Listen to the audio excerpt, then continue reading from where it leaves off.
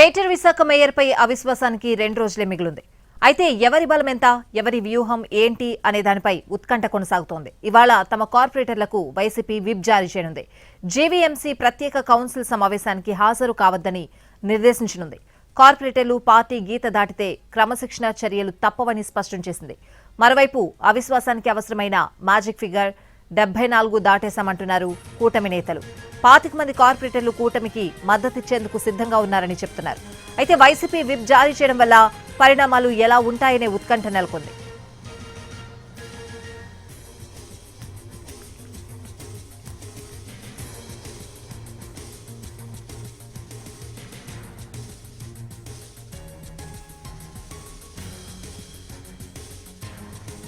Greater Visakha మేయర్పై అవిశ్వాసానికి 2 రోజులే మిగిలింది. అయితే ఎవరి బలం ఎంత, ఎవరి వ్యూహం ఏంటి అనే దానిపై ప్రస్తుతం ఉత్కంఠ అయితే కొనసాగుతోంది. ఇదే అంశానికి సంబంధించిన పూర్తి అప్డేట్స్ అడిగి తెలుసుకుందాం. మా ప్రతినిధి రవిచంద్ర లైవ్ లో ఉన్నారు. రవిచంద్ర,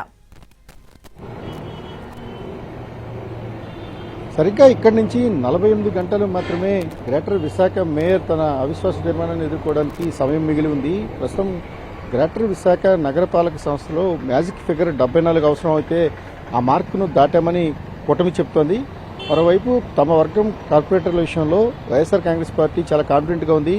ఈరోజు ఉదయం 11 గంటలకు ఆ పార్టీ జిల్లా అధ్యక్షుడు మాజీ మంత్రి గుడివాడ అమర్నాథ్ విప్ జారీ చేస్తారు.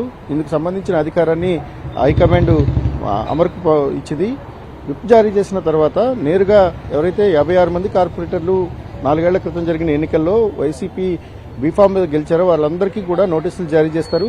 కొంతమంది ఇప్పటికే తెలుగుదేశం పార్టీలో చేరిన వారు ఇతర దేశాల్లో క్యాంపు రాజకీయాల్లో ఉన్నారు కాబట్టి వారి ఇళ్లకు వెళ్లి నేరుగా నోటీసులు అతికించాలని వైఎస్ఆర్ కాంగ్రెస్ పార్టీ డిసైడ్ అయింది.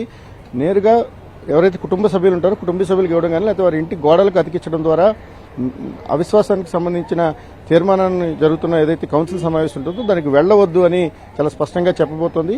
ఒకవేళ క్రమశిక్షణ చర్యలకు ఉల్లంఘన పాల్పడితే మాత్రం ఖచ్చితమైన చర్యలు ఉంటాయని కూడా వైసీపీ తాను ఏదైతే విప్పిస్తుందో విప్లో స్పష్టం చేయబోతోంది.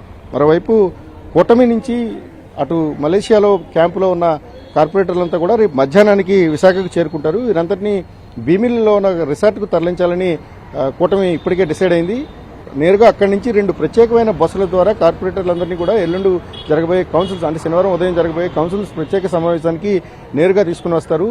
ఎటువంటి అవకాశం అంటే 2 పార్టీలు కూడా ఎటువంటి అవకాశాలు కూడా ఎవరికి ఇవ్వడానికి ఇష్టపడటం లేదు. ప్రస్తుతం గ్రేటర్ విశాఖ మున్సిపల్ కార్పొరేషన్ పరిధిలో పూర్తిగా పోలీసు వలయంలోకి ఎన్నికల పరిధిలోకి వచ్చేసిన నేపథ్యం కనిపిస్తోంది.